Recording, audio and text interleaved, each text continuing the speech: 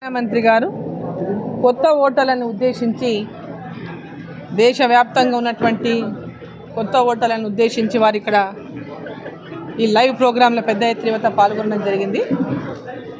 కొత్త ఓటర్లందరూ పెద్ద ఎత్తున ప్రచారకర్తగా మీ ప్రయాణం ప్రారంభించడానికి కొత్త ఓటర్ల యొక్క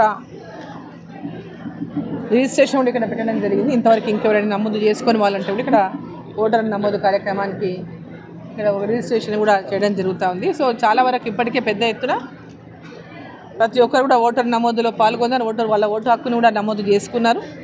యువత కూడా పెద్ద ఎత్తున ఈ యొక్క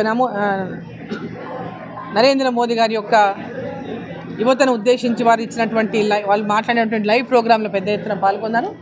యువత చాలా ఉత్సాహంగా ఉన్నారు. నరేంద్ర మోదీ గారే నెక్స్ట్ ప్రధానమంత్రి కావాలని, మేమందరం కూడా వారికే మద్దతు, వారినే ప్రధానమంత్రిగా చూడాలని చెప్పి మేమందరం కూడా కోరుకుంటామనేటటువంటి స్పష్టంగా వారి ఇక్కడ కూడా చెప్పడం జరిగింది. అందరూ మద్దతు ఇవ్వడం జరుగుతూ ఉంది.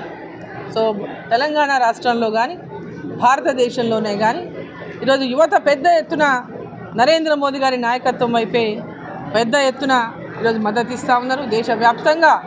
దేశవ్యాప్తంగా నరేంద్ర మోదీ గారే మళ్ళీ ప్రధానమంత్రి కావాలని కోరుకుంటున్నారు. ప్రజలంతా కూడా నరేంద్ర మోదీ గారే మళ్ళీ ముచ్చటగా మూడోసారి ప్రధానమంత్రి కావాలని కోరుకుంటున్నారు. అదేవిధంగా తెలంగాణలో కూడా ఈరోజు 17 పార్లమెంటు స్థానాల్లో అత్యధిక స్థానాలను భారతీయ జనతా పార్టీ గెలుచుకుంటుంది. ప్రజలంతా కూడా నరేంద్ర మోదీ గారికి ప్రధానమంత్రిగా చూడాలనేటటువంటి ఆకాంక్షతో ఇక్కడ కూడా పెద్ద ఎత్తున పార్లమెంట్ స్థానాలను గెలిపిస్తారు. ఏమమ్మా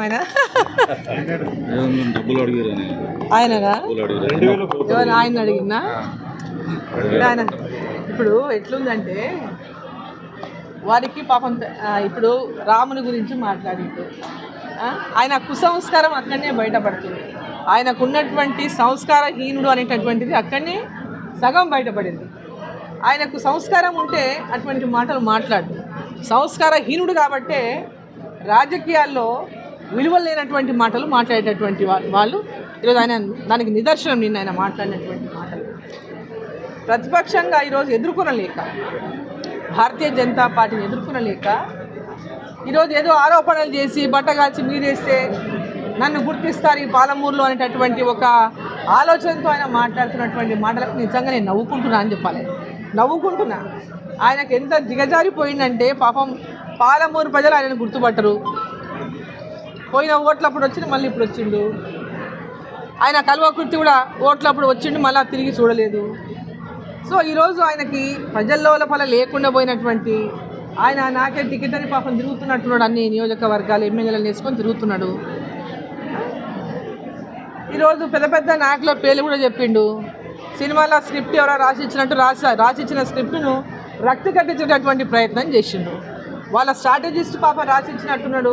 ఏ విధంగా మాట్లాడాలి, నువ్వు ఏ విధంగా మాట్లాడితే నువ్వు షైన్ అవుతావు, ఏ విధంగా నువ్వు మాట్లాడితే నువ్వు ఎక్కువ గుర్తించబడతావు అనేటటువంటి మాట స్ట్రాటజీగా రాసిచ్చినట్టున్నారు. దానికి చక్కగా కథలు నిండు, చక్కగా స్టోరీ. ఎంత బాగా స్టోరీ అంటే నిజంగా చెప్తే వాబ్బో ఆయన చెప్పే చూసి ఎంతో నిజం చెప్తున్నాడేమో అనేటటువంటి విధంగా ఆయన స్టోరీగా కట్టించి మాట్లాడిండు. నేను ఒకటే అడుగుతున్నా, ఆయన చెప్పిండు ఎవరో అందరు నాయకుల పెద్ద పెద్ద నాయకుల పేర్లు కూడా చెప్పిండు. రాముల వారికి దండం పెడితే కూడా విమర్శిస్తాడు, నరేంద్ర మోదీకి దండం పెడితే విమర్శిస్తాడు, ప్రజలకు నమస్తే దండం పెడితే విమర్శిస్తాడు. ఎస్, నేను రాముల వారికి దండం పెడతా, నరేంద్ర మోదీ గారికి దండం పెడతా, ప్రజలకు దండం పెడతా. నీలాగా కుసంస్కారిని కాను. ఈరోజు రాముణ్ణి కూడా గౌరవించినటువంటి రాజకీయ పార్టీ అని గొప్పగా చెప్తారు, సెక్యులర్ పార్టీ అని గొప్పగా చెప్తారు. మరి రాముని యొక్క ప్రాణ ప్రతిష్టను మీరు ఎందుకు బహిష్కరించినారు? శ్రీరాముల వారి ప్రాణ ప్రతిష్ట మీరు బహిష్కరించినది ఎందుకు? సెక్యులర్ కదా, మరి ఎందుకు బహిష్కరించారని అడుగుతున్నా. మీకు రాముని మీద నమ్మకం లేదు, ధర్మం మీద నమ్మకం లేదు, హిందుత్వం మీద విశ్వాసం లేదు. కేవలం రాజకీయం చేయడానికి మాత్రమే మీరు ఇవాళ రాజకీయంగా ఏదో విధంగా మైలేజ్ వస్తున్నటువంటి విధంగా మాట్లాడుతున్నారు తప్ప, నేను అడుగుతా ఉన్నా, ప్రజల లోపల నువ్వు గుర్తుపెట్టుకోవాలి, నువ్వెవరో తెలుసుకోవాలి అంటే డీకే నన్ను మాట్లాడితేనే నన్ను చూస్తారు, 10 మంది నా వీడియో చూస్తారని మాట్లాడుతున్నాడు పాపం ఆయన. అంతకంటే ఎక్కువ తాపత్రయం ఏమీ లేదు దాంట్లో. ఆయన ఇది ఒకసారి కాదు మాట్లాడడం, పదే పదే మాట్లాడుతున్నాడు. అట్లా ఇతనే ఆయన గుర్తు వేగవే చెప్పడానికి ఏం లేదు. సో నేను అడుగుతున్నాను, ఎవరెవరో పేర్లు చాలా పేర్లు చెప్పిండు, రాజకీయ కాంగ్రెస్ పార్టీ పెద్ద నాయకుల పేర్లన్నీ చెప్పిండు.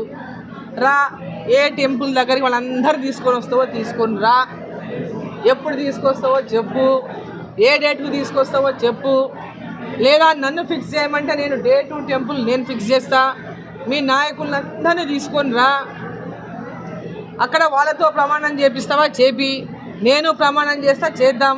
మరి మీరందరూ నేను ప్రమాణం చేస్తే రాజకీయ సన్యాసం అనేది నీకు అలవాటు అయిపోయింది, కానీ వాళ్ళందరూ కూడా రాజకీయ సన్యాసం తీసుకొని సిద్ధంగా ఉండాలి. ఆ నాయకుల పేర్లు చెప్పినాం కదా, వాళ్ళందరూ రాజకీయ సన్యాసం తీసుకొని సిద్ధంగా ఉంటే అందరూ కలిసి రండి, ప్రమాణం చేయడానికి సిద్ధం డీకే అరుణ.